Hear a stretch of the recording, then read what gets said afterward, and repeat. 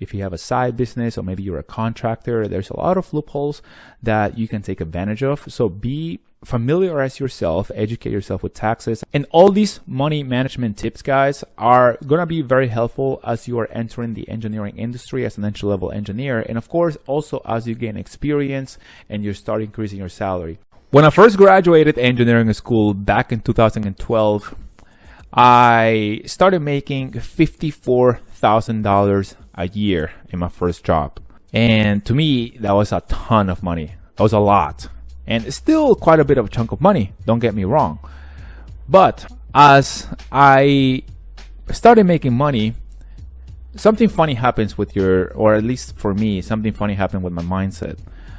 I felt, even though I have all these other responsibilities, like my student loans that I had to take care of, and of course all my personal bills, I started having this mindset. It's kind of like an urge. It's like, oh, now I have money. Now I can actually get the latest iPhone. Now I actually want a car. I want a new car. Well, actually, I kind of did need a new car. I did need a new car because my car was falling apart back then. But you know what I'm saying. When you start making all this new money, unless you are well trained, or unless you are prepared mentally to handle the new money coming in, and you're smart with what you do with it, then one of the traps or one of the mistakes that a lot of people make, and that failing at some point, is that we think that the money, we don't pay attention to it. We start overspending, splurging. We want to keep up with other people. We fall into this materialistic and keeping up with the Joneses. I'm sure you've heard about term before, mindset, right? And if you're not careful, then you can put yourself in a very, very deep hole that is going to take you a long time to get yourself out of. And so with that premise, in this video, I'm going to give you a few management techniques and tips and tools and lessons, call it whatever you want, that I've gathered, that I've learned in my life, and that I think also can be helpful to you. Some of these techniques I've only learned them a couple of years ago, so I hope that they help you stay ahead of the curve, and so that way you can, who knows, maybe even change the financial situation of your family tree. I follow Dave Ramsey, and he says that one of your biggest wealth creator is your income. So if you want to change the financial situation of your family tree, then you gotta take care of your income, the money coming in, and don't just be dumb, and don't be too stupid just splurging everywhere. And every time you get $100, you just go ahead and spend it on a couple of drinks at the bar, so that then in the future you can take care of yourself, you can take care of your future family, give back, and yeah, make the best out of your time here on earth, right? All right, guys, so let's jump right into it. And the first thing that I want to say here is practicing self-control. I know this is very difficult in your 20s, and trust me, I know exactly how it feels, because of course I went through that. And one of the quotes that I really like is, enjoying your present doesn't mean destroying your future. So be mindful, find that balance, and make decisions accordingly. Don't get yourself out in too deep of a hole that is going to take you decades or years to get out of. So be mindful, right? Use your common sense. You're an engineer, you're smart. And if you're going to get into $50,000 in debt because you want to take a luxury vacation and it's all in the credit card, that's just dumb, flat out dumb. The second thing that I have here for you is educating yourself on financial literacy. Now, take this video as an introduction, as a pointer, as an orientator per se of the things that I think can be very helpful to you and that can be valuable. Of course, I'm not an expert in all this financial stuff, but that doesn't mean that I can talk about it when it comes to, hey, here are some books that have helped me understand money a little better. And it doesn't mean that I cannot show you some people that are really good when it comes to financial advice. So there's a couple of sources that I want to share here with you. This book is actually a good introduction, The Psychology of Money, and it helps you think about, obviously, like money, how it works, how different timing in the economy also has an effect on how we build wealth.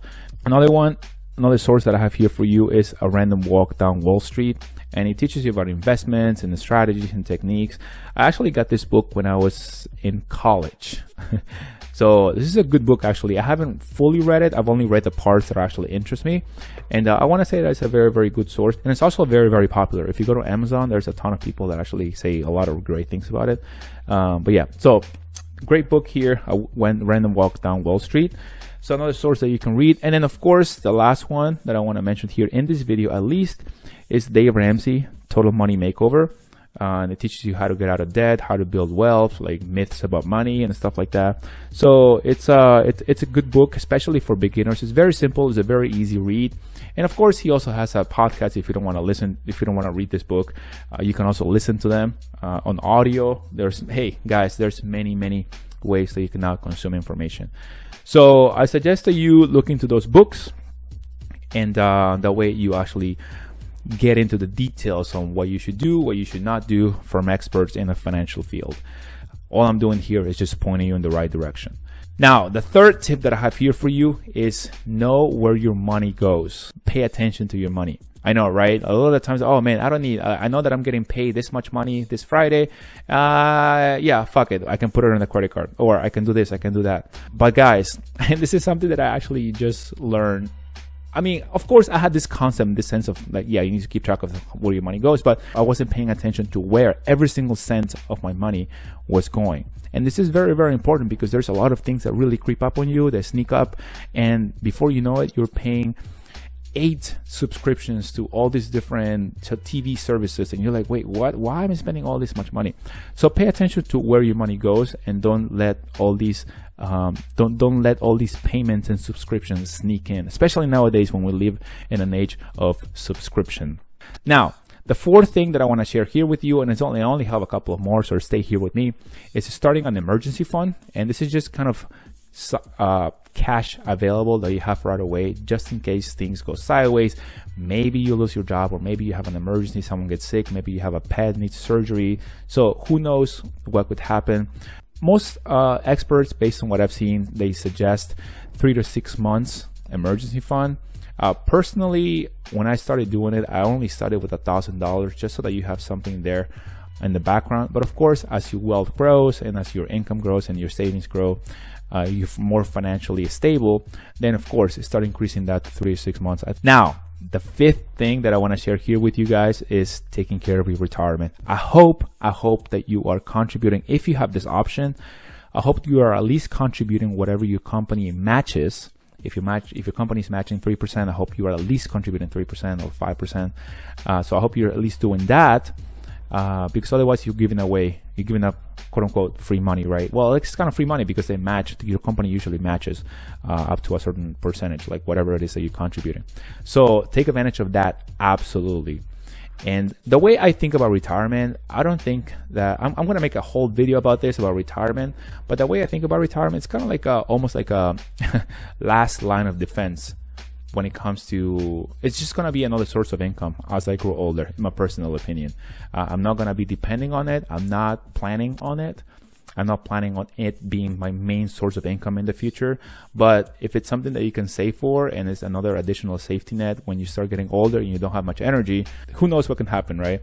Maybe it's just, I think it's a good idea to save for retirement, even if you think it's not going to be your main source of income, like, as it is in my case. So the sixth thing that I want to share here with you is to get familiar with taxes. There's a lot of loopholes that people can take advantage of, especially if you have a business, if you have a side business, or maybe you're a contractor. There's a lot of loopholes that you can take advantage of. So familiarize yourself, educate yourself with taxes. A couple of years ago, I did my taxes wrong, and I actually had to end up paying a bunch of money at the end of the year. So that was kind of dumb of me. So in order to avoid these types of situations, get familiar with taxes. Get yourself an accountant if you need to. The seventh thing that I want to share here with you is to be careful with credit cards and points. As I mentioned a little earlier, getting into credit card debt is very, very easy because you don't see the balance in your main account just going down. You just swipe it. Before you know it, you're $500 in credit card debt. Before you know it, you are $10,000 in credit card debt. And a lot of the things that we say to ourselves is like, oh man, I'm just going to pay it off at the end of the month. And then we either forget it, or we put ourselves in too much debt that we cannot pay it at the end of the month, and we only make a partial payment. And the next month we say to ourselves, oh, it's like the same cycle repeats. And before you know it, you are in this massive mess of credit card debt. And also with the points, I'm someone that is all for just maximizing the points that you could get from credit cards, because you can get rewards. But at the same time, you need to know yourself. You need to be self-aware. And if you know that you're gonna forget some things, or you know that you don't have the self-control to use the credit cards wisely and to make the payments when they need to be made, then you may be setting up yourself for failure. And at that point, I suggest that you don't really get credit cards. Like, get rid of them. Forget the points. Don't worry about it. And the last thing that I want to share here with you guys is taking care of your damn self, mentally, physically, emotionally. Because if you take care of yourself, then that's going to lead, hopefully, to fewer medical bills in the future. You can enjoy the money that you make. You can enjoy it with the people that are around you. You're going to have your health, your energy. And all these money management tips, guys, are going to be very helpful as you are entering the engineering industry as an entry-level engineer. And of course, also as you gain experience and you start increasing your salary. If you are someone that wants to increase your salary and you want to know what I think about that and how you can do it and how I've personally done it, go check out this video right here.